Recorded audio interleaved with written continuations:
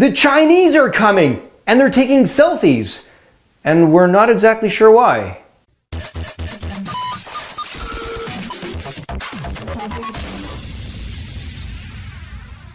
Good Marc TV morning. I want to start by telling you about a little English town called Kidlington, about an hour's drive from London. Now, this little picturesque town with a population of around 13,000 people is famous for, well, kind of not really anything.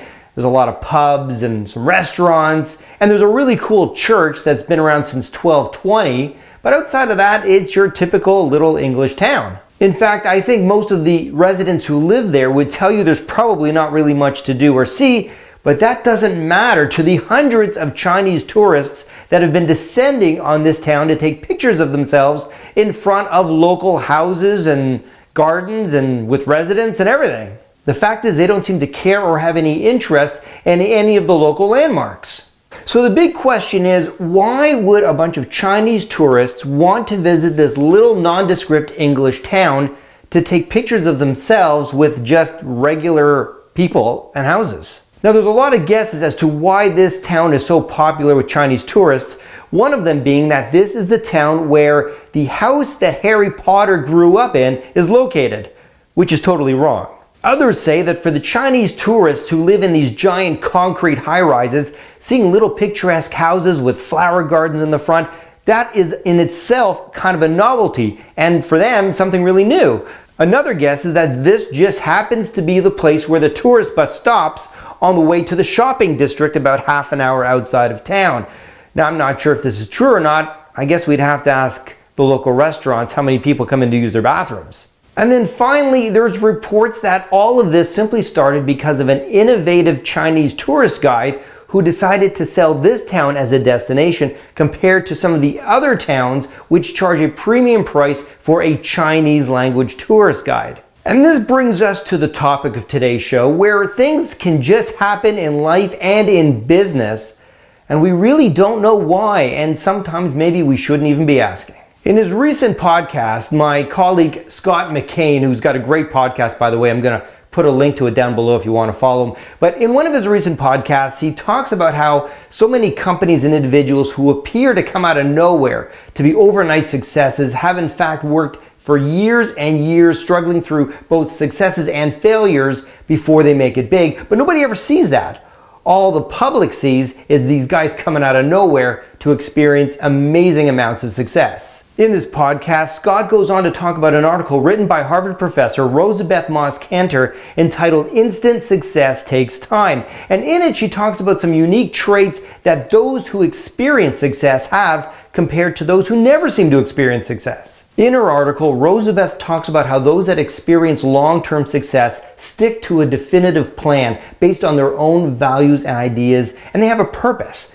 And above all, they remain professional and calm, not allowing themselves to get bent out of shape regardless of what might happen. Whereas those who experience a lot of failure or challenges always tend to bounce around between new trends in business or new ideas that they have. They don't seem to stay committed to a solid plan. And when it comes to calmness and professionalism and staying focused, well, they're kind of all over the place. Rosabeth also shares 3 traits that she finds all winners, as she calls them, all winners have in achieving success. And the first one is accountability.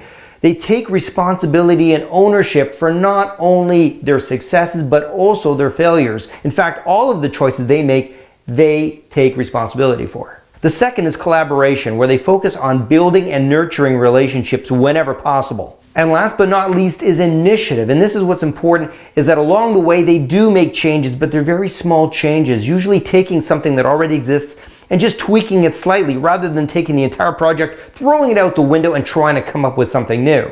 But I'd like to add one more thing, and this is something that a lot of business experts don't talk about and don't cover, don't discuss, and that being luck.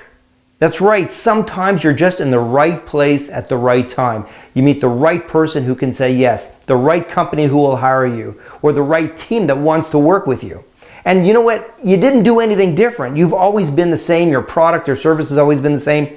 It's just that opportunity is there, that door opens, and you're able to walk through it because you just happen to be there. But you really didn't do anything different. It's just luck. So if there's one piece of advice I can share with you from one business owner to another, it's that yes, work is important and staying true to your values and your ideas and keeping a focused plan in place. Yeah, those are important and those are key components to being successful over the long term. But in addition to that, you got to take into account that sometimes things will just happen beyond our control, for better or for worse. And that's luck. Sometimes good luck and sometimes bad luck.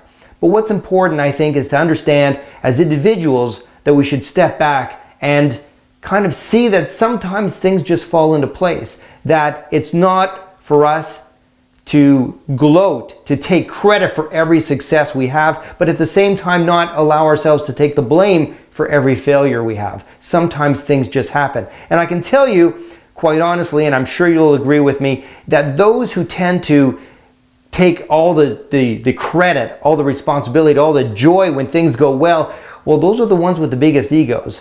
And experience has shown me that those with the biggest egos are usually the ones to lose that success the fastest, because in many cases they'll ruin the relationships that at one time they needed so badly to build. So regardless of whether you're a business owner looking to get a bigger piece of the market, or an employee vying for that new position, or even an English town being overrun by Chinese tourists, maybe we need to understand that as long as we do everything right, as long as we stay focused, build relationships, and put some good back out into the world, that everything will turn out as it should.